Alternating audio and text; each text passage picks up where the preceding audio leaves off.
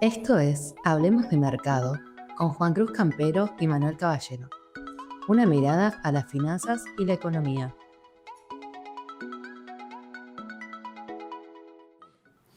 Bienvenidos otra semana a Hablemos de Mercado.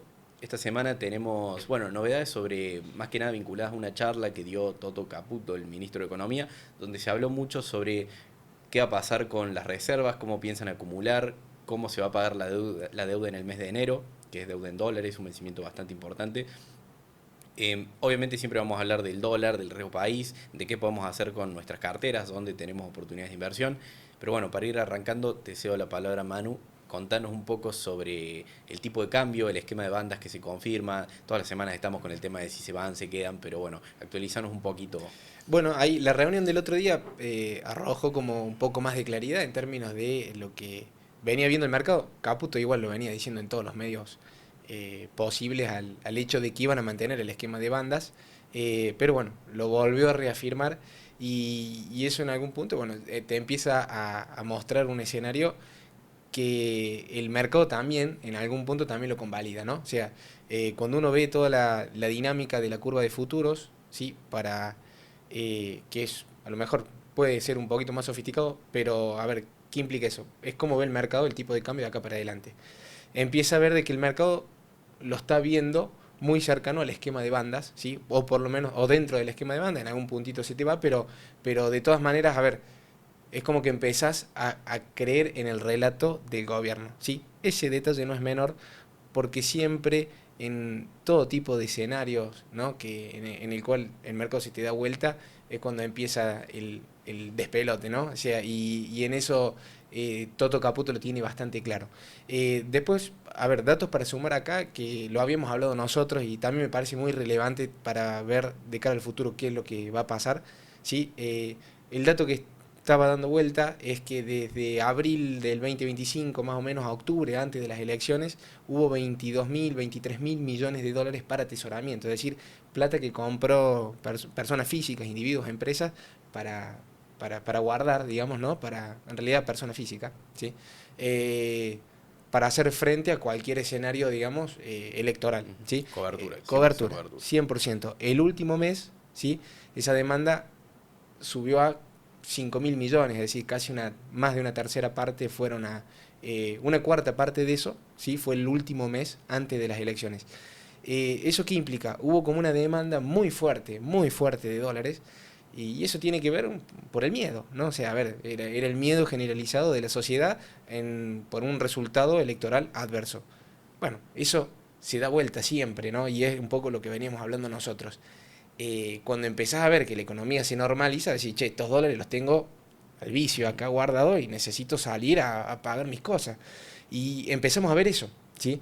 En todo este periodo empezamos a ver eso, está la discusión del tema del esquema de bandas, el ministro confirmó eso. ¿Y por qué es importante? Porque el esquema de bandas es como que, bueno, tiene un costo por el gobierno el mantener ese esquema, o lo va a tener en la medida que, o sea, lo va a tener cuando toque el techo, ¿no? Y está Sí, muy cerquita de sí, tocarlo. sí. Pero yo creo que también confían en esto otro. Hubo un desarme de posiciones, de cobertura cambiaria muy fuerte en este último tiempo, que te repito, tiene que ver con lo que nosotros veníamos confirmando, ¿sí? Como un escenario muy probable de que era esto. A ver, había una demanda para atesoramiento para justamente cubrirse de un potencial riesgo electoral. Ujú. Ese riesgo electoral no estuvo, ¿sí? Y hoy la gente tiene que vivir, tiene que Sí. comer, tiene que pagar sus cosas. Y entonces sale a vender esos dólares. Entonces de repente te encuentras una mayor oferta de dólares en el mercado, y bueno, y una demanda de pesos, porque los necesito para que la economía real funcione. Sí, Entonces, ahora el tema es que no, el dólar igual no bajó demasiado. Creo que por ahí, en la situación ideal del gobierno, el dólar se desplomaba, salían a comprar o tenían margen para comprar, y volvemos siempre al mismo problema de, bueno, si el dólar está estable, hay mucha oferta. También claramente si hay oferta y no baja es porque también hay demanda hay del otro demanda. lado, ¿no? Alguien los está comprando. No es el gobierno, de hecho viene complicado el tema compras. Por ejemplo, se han emitido bonos por más de 6 mil millones de dólares ya desde que, bonos que incluyen los corporativos de empresas y también los que emiten las provincias, que estamos viendo varias emisiones. Y bueno, de todos esos dólares que se venden después en el mercado, el gobierno solamente pudo comprar unos 300. Creo que está esa precaución de decir, por las dudas no compro demasiado porque estoy muy cerca de la banda, mejor no arriesgar. La realidad es que por ahí no estás tan presionado a comprar todavía, tenés algo de tiempo, pero bueno, creo que van jugando con eso y es la parte difícil. Entonces ahora creo que cabe la pregunta, ¿todo bien con el dólar? Podemos decir que está todo tranquilo, no hay preocupaciones en ese frente, pero nos queda una segunda pregunta que es cómo se van a acumular reservas si no podés comprar en el MULC. Bien, bueno, viste, ahí nosotros eso generó mucha discusión en el mercado porque está el comprar reserva versus acumular, que se estuvo hablando mucho, lo habló Caputo en esta conferencia que dio hace poquito, y, y a ver, eso tiene que ver con la dinámica de lo que venimos conversando nosotros en capítulos anteriores, de que el gobierno viene comprando tiempo, ¿sí? Y viene haciendo un reordenamiento macroeconómico que le permite generar un mayor nivel de tiempo para justamente proponerse ese escenario de compra de reservas. El problema hoy de estar tan cerca del techo de esa banda es que, a ver, creo que estaban a un 3% del techo de la banda, sí, hoy por lo menos eh, si vos tocas el techo tenés que salir a vender, digamos, funciona así el esquema, ¿no? Entonces, y nosotros estamos exigiendo al gobierno que compre, ¿sí? Porque el mercado quiere que compre reservas. Bueno, entonces, en ese punto Caputo dijo, no, esperen, nosotros hoy lo que sí tenemos es la potencialidad de salir al mercado internacional de crédito, que es lo que hablamos siempre, que eso le termina dando mucho más respiro, mucho más liviandad para manejarse. Tienen vencimientos ahora dentro de poquito por unos 4.000 millones de dólares, creo que eran, ¿no?, los que vencen, sí, el mes que viene. 4.300. 4.300 millones de dólares. A ver, ¿y cómo los voy a pagar? Y los voy a pagar con otra deuda. O sea, yo tengo una deuda que ya viene de antes, la voy a pagar con otra deuda. A ver, no quiere decir que se haya emitido una deuda nueva. Eso es un concepto que hay que tenerlo muy claro, porque si no, por ahí se habla, en ese esquema se habla mucha estupidez, de que, bueno, el gobierno hizo una... A ver, la deuda es la misma, lo que se hace es mejorar el perfil de vencimiento de esa deuda con una caída, ¿sí?, de riesgo país. Esa caída de riesgo país es, vamos a decir, es algo, es un beneficio, ¿sí?, que tiene el gobierno justamente por la credibilidad que genera en el mercado. Sí, y que tenemos todo en realidad. Y que tenemos todo. Porque eso lo venimos repitiendo también mucho. La tasa de interés es para todos. Vos decís, sí, bueno, pero yo no emito un bono en Estados Unidos y no me afecta, no accedo a esa tasa en dólares de 8%, 9%, el número que sea. Pero la realidad es que todas las tasas de la economía están relacionadas. Por ahí, no sé, vos como persona humana tenés una tasa más alta porque tenés más riesgo que una empresa que tiene activos y demás. Pero todas esas tasas que son de referencia funcionan como un piso. ¿Sí? Con lo cual, que bajen esas tasas también hace que bajen las tasas para el resto. Y de última, si no sos vos el que saca un crédito, siempre está bueno que las empresas tengan financiamiento para expandirse, para generar empleo, para generar productos de mejor calidad, mejor precio, y así se desbloquea la rueda del crecimiento económico, digamos. Pero si no tenés crédito o no tenés crédito barato, todo eso se vuelve mucho más complicado. Todos los individuos de la sociedad debiéramos estar enfocados en que ese riesgo país caiga, ¿sí?, porque nos afecta a todos, a Doña Rosa y a una multinacional, a Pampa, decir, bueno, a ver, a todos nos afecta. Sí, perdón, te pongo un ejemplo, porque sí, creo que esto es bastante gráfico. En la previa de las elecciones, nosotros veníamos, bueno, en el primer inicio del año, ponele, créditos hipotecarios que por ahí podías sacar, no sé, al 6-7% más el ajuste por inflación, ¿no? En la previa de las elecciones se dispara el riesgo país, se disparan todas las tasas de interés y esa tasa real, cuando vos ibas, primero el crédito hipotecario desapareció, pero si vos ibas al mercado a ver cuánto rendía un bono SER para decir, bueno, un crédito hipotecario me rendiría más o menos esto, eran tasas del 20, 30, 40% por encima de la inflación. Con lo cual, el crédito hipotecario desaparece por eso. Si el riesgo país te baja, las tasas reales te bajan de nuevo todas las tasas de referencia, ese crédito hipotecario puede volver para que cualquiera de nosotros pueda proyectar comprarse una casa, por ejemplo. Como ejemplo de que refuerza esto de el riesgo país nos interesa a todos en el fondo. Sí, y el nivel de crédito. Porque trae estabilidad, digamos, trae estabilidad en materia cambiaria, trae estabilidad en materia, a ver, en normalidad en términos de tasa también, porque lo que pasó en el gobierno anterior es que se había perdido la referencia de la tasa de interés. Entonces, bueno, no tenías curvapesos. No tenías curvapesos y también terminás pulverizando el mercado de crédito, porque por más que te digan que te dan un crédito, a ver, crédito hipotecario no había uno solo. Y eso, digamos, a ver, una cosa es un crédito personal, digamos, una tasa usurera que era a la que accedía el público en general, pero hoy lo que estás viendo es otro escenario distinto. Se está Siguen bastante construyendo. altas igual, bastante usureras las tasas.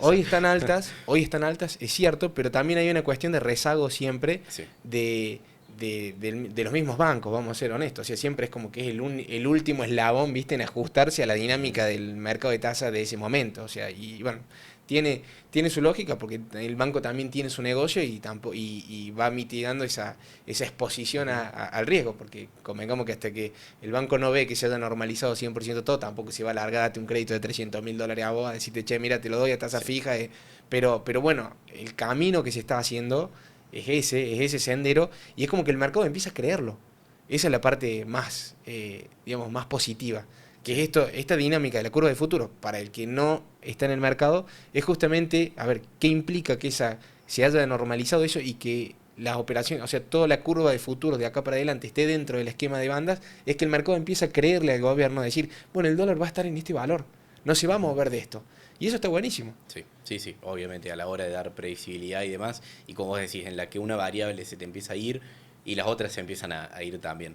Y ahí vuelvo un poquito al tema de reservas, porque bueno, fuimos un poco por Sí, las ramas, no pero también porque también cabe mencionar que lo que es acumulación de reservas, el gobierno se puede dar el lujo de esperar y de dilatarlo un poco, porque si vos renovás la deuda, no vas a necesitar reservas para pagar la deuda, Claro. si la estás renovando. El problema es que hace años que es como que nos hemos olvidado de que la deuda se puede rolear, de que se puede renovar, y porque no teníamos esa posibilidad, por un riesgo país alto y demás. Entonces, en ese escenario es como que nos hemos quedado medio chipeados con que la deuda hay que pagarla y necesitas dólares para pagar esa deuda. Ahora, si vos la podés renovar, porque el riesgo país baja lo suficiente, ya no vas a necesitar dólares para eso. No vas a ver que cada 6 meses, cada un año, los dólares que tiene el Tesoro, el Banco Central, van cayendo, sino que en principio, bueno, vas a verlos igual, o si caen va a ser por otra cuestión, ¿no? Que se pueden discutir. Entonces, esto igual, de todas maneras, solucionas una parte, pero después es una realidad también que en el mediano o largo plazo vas a necesitar reservas igual, porque necesitas un banco central más fuerte para que tu moneda sea más fuerte. Ujú. Y básicamente los bancos centrales necesitan reservas abundantes, guardadas, digamos, que no se usen para nada, más que para intervenir el tipo de cambio, eventualmente. Sobre todo en países emergentes. Obviamente, si te vas a un país desarrollado, la volatilidad cambiaria es mucho más baja y eso es menos frecuente. Pero los países emergentes tienen sobresaltos en el tipo de cambio. El dólar, digamos, pasa en Brasil, de hecho pasó este año, pasa en Perú, pasa en Chile. Cuando el dólar pega un salto, el Banco Central sale a vender para bajar el precio. Pero no es para bajar el precio como se ha hecho muchas veces en Argentina, que es simplemente porque sí, o por inflación, por motivos electorales, por lo que sea, sino porque el Banco Central de ese país en ese momento interpreta que es algo transitorio. Entonces, a vos le hace daño a tu economía que por un mes el dólar Bueno, esté mucho más caro. a ver, ejemplifiquemos eso para que se entienda lo que pasó previo a las elecciones ahora de octubre. A ver, en términos de atesoramiento, la gente salió a comprar, digamos, dólares por 5.000 millones de dólares, que es un monto que no es normal y habitual que el mercado, digamos, lo demande. Ahora, si vos te vas a basar en ese valor, en esa demanda puntual, que es por cobertura cambiaria, eso te va a generar presión sobre el tipo de cambio y el tipo de cambio, o sea, es decir, el precio del dólar se te va a ir a las nubes. Bueno, ahí es un momento para que el gobierno diga, no, pará, porque acá la gente, viste, esto, viste, es un... Hay empresas que se financian a ese dólar y hay- que tienen que pagar ese tipo de claro, cambio alto, puede generar defaults, o sea, puede haber problemas graves por un tipo de en ese cambio. sentido, el otro día escuchaba a un analista, dice, el dinero es muy cagón. Entonces, y eso es cierto. Entonces, a ver, la gente sale a buscar esa demanda por cobertura incipiente y va a decir, y por otro lado, tener una compañía que depende de ese tipo de cambio Sí. o que hizo una operación con ese tipo de cambio o que a lo mejor, no sé, le quedó especificado y que, bueno, hay 200.000 variables, pero siempre vas a tener como ganadores y perdedores. Pero lo que no tenés es un marco de estabilidad. Y ahí justamente donde el central tiene que, a ver, las reservas se usan para eso. Ahora, la realidad es que el gobierno heredó un banco central con reservas negativas y una deuda que era insoportable, que encima tampoco estaba cuantificada del todo, porque la parte de la deuda de importadores que solucionaron con el tema de los bopreales era bastante alta. Entonces, el camino que se viene haciendo es como el correcto y se viene metiendo, la verdad que el ojo en cosas que antes no se veían y que terminaron demostrando con el tiempo, sí, y creo que lo van a seguir demostrando, de que era el camino correcto, ¿no? Y no era otro, y no era a lo mejor ver tanto variables macro, sino también empezar a pensar como un operador de mercado más, ¿sí? Que es como lo que está haciendo hoy el Tesoro, digamos, que opera como si fuera uno más de nosotros. Y bueno, eso también yo creo que tiene su Sí, parte ahí positiva. es como que creo que tenés dos enfoques por ahí que se ven muy opuestos entre los dos últimos gobiernos, que uno es intentar que el mercado haga lo que vos querés, por la fuerza, con regulaciones, con todo lo que vos quieras, intentar que la gente haga con su plata lo que vos querés que haga, que es algo que, no sé, creo que nunca funcionó, de última puede funcionar en el corto plazo, pero los mercados justamente los hacemos todos y son imposibles de controlar por nadie. Entonces, podés adoptar esa postura de enojarte con la realidad y tratar de que de alguna manera que la gente cambie su comportamiento porque a vos se te ocurre, o simplemente entender que los mercados funcionan de esa manera y te acoplas a eso, vos haces tus operaciones o tratás de influir como podés, pero tratando de ponerte en los zapatos de los inversores y anticipando qué es lo que van a hacer. No pelearte con lo que van a hacer, sino vos das por hecho ese actuar, por ejemplo, de voy a ir a buscar cobertura, te podés enojar todo lo que vos quieras, pero la realidad es que vos tenés que actuar como que eso está dado, no intentar que no Ah, lo hagan, porque no van a hacer igual. Por eso, por ejemplo, cuando tenés cepo existe el dólar blue, porque igual compramos dólares lo mismo. claro. Bueno, a ver, y eso también, y enojarse contra esa realidad, viste, por ahí dice, bueno, esta gente, viste, tan... eh, especulan contra el país, contra el gobierno. Y yo, a ver, no lo veo de esa manera. O sea, cada uno tiene su propio kiosco, su propio quincho, ¿viste? Su propio negocio. Sí. Y bueno, un negocio más es ese. A ver, y el negocio financiero siempre estuvo. Y si vos dejas esa ventana abierta por una regulación que vos hiciste sin entender lo que estaba pasando en el mercado, y bueno, claramente que alguien la va a aprovechar. Así como el almacenero que dice, che, mira, yo tengo este producto que es único, que no sé por qué lo tengo, me estoqué de más, y bueno, y que lo puede salir a vender un poco más caro, lo va a hacer, porque yo creo que, a ver, la economía funciona así, Ujú. y el que no lo entienda, bueno, es ahí donde está ahí donde está el problema, pero bueno, en esta dinámica, digamos, del gobierno actual, ha demostrado que tiene la capacidad para generar credibilidad en el mercado empieza a comprar ese cuento y hoy también hay una cuestión, obviamente, que es este tema de la primer minoría, digamos, de la Cámara Baja, que eso también suma bastante en Ujú. términos de ver qué va a pasar los próximos 2 años, ¿no? Sí. Porque eso no le da quórum, digamos, por sí al oficialismo, pero saben que cuentan, digamos, con el Sí, PRO, la que más o principal menos... fuerza. Hoy A es ver, la principal hoy fuerza. es la principal fuerza de lo que sería la Cámara Baja y eso, bueno, eso suma muchísimo porque te permite impulsar un montón de reformas en materia laboral, Ujú. impositiva, que es lo que está buscando el mercado hoy y es lo que falta Sí. también para que la Argentina empiece, digamos, a traccionar en materia de actividad económica, ¿no? Sí, vamos a decir que estamos muy repetitivos con el riesgo país. Pero eso te puede empujar un poco el riesgo país a la baja. ¿Por qué? Porque vos hoy tenés el problema de que para renovar la deuda y que se dé todo esto que decimos, que se relaje mucho la presión sobre la necesidad de las reservas y demás, para que todo ese escenario que venimos hablando más o menos se dé, necesitamos un riesgo país más bajo. Si el gobierno lo puede bajar antes de enero es lo ideal, porque justo en enero tenés que pagar deuda. Si no, es un objetivo para junio, pero en algún momento lo tenés que lograr. Para que todo sea sostenible lo tenés que lograr. Entonces, el problema es que vos, el riesgo país no baja porque tenés que pagar deuda y no estás muy cómodo para pagarla, ¿no? Entonces, si de alguna manera, por arte de magia, el riesgo país baja, la deuda se arregla, o si por algo podés pagar la deuda sin ningún problema, el riesgo país baja. O sea, es como que se retroalimentan Sí. entre sí. Entonces, ¿cómo rompes eso? Bueno, ese es el desafío, ¿no? Esto de tener más poder legislativo puede sumar a la hora de defender el superávit fiscal, a la hora de poder hacer reformas significativas y puede tender a empujar un poquito más el riesgo país a la baja, de forma que se desbloquee ese escenario de renovamos la deuda y no se paga, se patea para adelante y demás.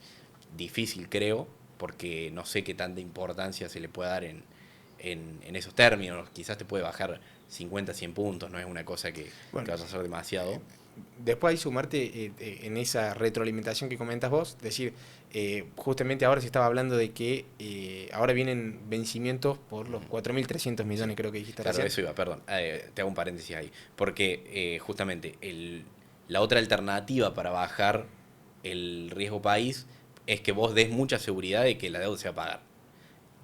Y hoy el gobierno está buscando esas vías para dar seguridad de que los pagos de enero van a estar, los de julio van a estar. Ya lo han dicho desde hace meses y creo que hoy en el mercado nadie duda de que se vayan a pagar. Pero una cosa es pagarlo con plata y que te queden menos reservas cuando el mercado te está presionando porque compres más, y otra cosa es que simplemente lo rolees y el problema de la acumulación lo pateas un poco, ¿no? Claro. Bueno, y ahí estaba la discusión justamente de si lo iban a pagar, por ejemplo, a este vencimiento, roleando deuda, ¿sí?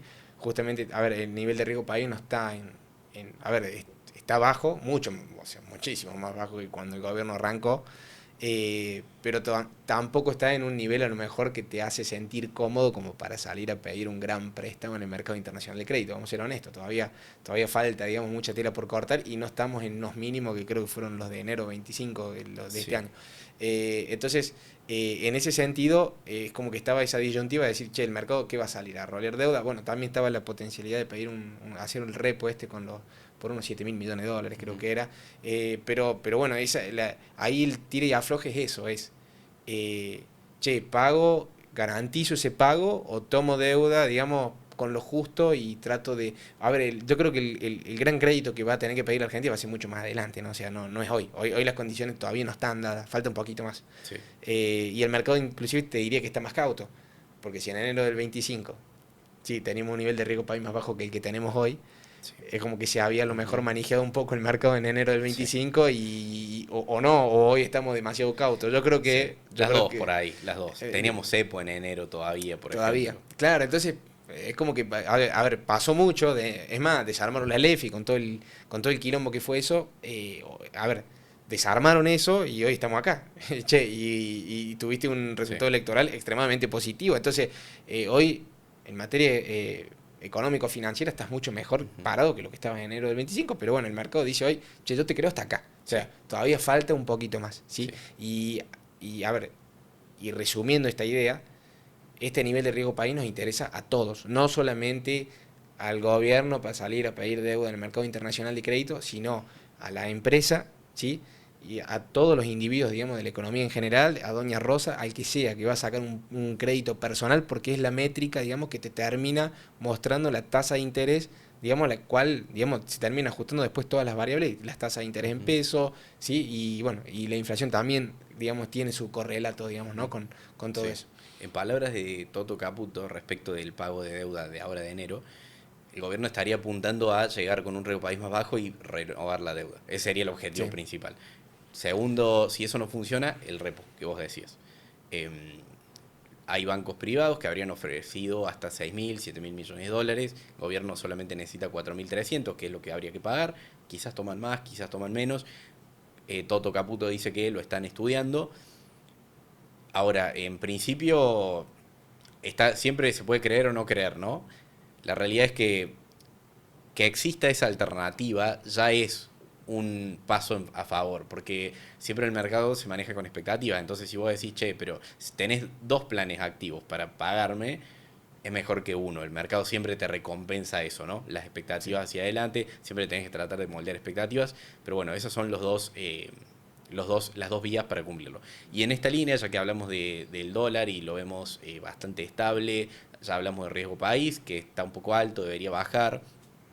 ¿Qué hacemos con nuestras carteras? ¿Qué inversiones podemos hacer para aprovechar todo esto? Bueno, yo dividiría, digamos, ¿no? A ver, pensando en una cartera, digamos, de una persona corriente que tiene sus pesos, digamos. ¿Qué hacemos hoy con los pesos que tenemos en la mano, ¿sí? Para el corto plazo, bueno, hoy, a ver, todo lo que tiene que ver con fondos, digamos, hoy yo creo que tienen buen rendimiento para lo que el mercado viene manejando. La tasa de interés ha bajado mucho, ¿sí? Eso es cierto. Pero en algún punto, bueno, a ver, siendo la única herramienta que uno tiene hoy al alcance de la mano, es decir, para entrar y salir en términos de corto plazo, y si no ya, si te sofisticas un poco, bueno, tenés alguna letra, ¿sí? Que en materia de letras, digamos, yo creo que ahora se había empezado a normalizar un poquito todo, ¿no? Y tenés eso, tenés la curva SER, que a mí me gusta mucho más eso como instrumento para el que le gusta comprar y soltarlo, digamos, ¿no? Porque por ahí a lo mejor lo que es materia tasa fija, que son las letras rinden en términos de tasa fija, implica que tenés que hacer como alguna administración un poquito más activa si querés pensar en el mediano o largo plazo. Para el corto plazo, digamos, está bien. Si vos haces tus cuentas, ¿sí? Y te cierra, digamos, el balance, por ahí lo más correcto es hacer eso, ¿sí? Pero siendo que te vas un poquito más largo y querés tener algo en materia de peso, a mí me gusta mucho lo que es SER, porque lo que es materia SER, y lo hemos hablado antes, tiene como un correlato. Si el tipo de cambio de repente se te dispara, la tasa fija te deja ahí, ¿viste? Sí. Te deja la deriva. En cambio, lo que tiene que ver con SER, que creo que era el TZX26, ese es un poquito el más demandado, por lo menos el que más volumen venía teniendo estos días. Lo bueno que tiene es que es eso. A ver, si se te disparó el tipo de cambio, bueno, se supone que la inflación también va a ir con un rezago tremendo, pero va a estar ahí atrás. Bueno, eso me sirve. Sí, Sí, todo lo que es SER 2026, por ahí las tasas están bastante buenas, sobre todo cuando lo compares, como vos decís, con la tasa fija, porque las tasas creo que andan en torno al 8%, por ahí 7%, y si le sumas una inflación estimada para el año que viene, que anda en torno al 1,8 en los escenarios más positivos, bueno, te da una tasa muy similar a lo que es la tasa fija, con la cobertura de que si la inflación no baja, porque hasta ahora viene, está bien, salimos de un proceso electoral, sí. igual es razonable que tarde un poco en bajar, pero bueno, hay bastantes dudas en el mercado sobre con qué fuerza puede bajar, porque es lo que también siempre decimos, es fácil bajarla de 40 a 2 mensual, Sí. porque 40 es una locura, pero ya cuando empezás a hilar finito ya se puede Y poner no, un poco y más no te complicado. olvides que si tenés algo de Pero te agrego reactivación. algo, porque también tenemos una contra a la hora de bajar la inflación, que es la actividad económica, que viene bastante bien, eso Bueno, siempre te empuja un poco. claro, en realidad te quería agregar eso. O sea, a ver, si tenés alguna reactivación en materia económica, decir, bueno, eso también te tiene que ralentizar esa baja, ¿no?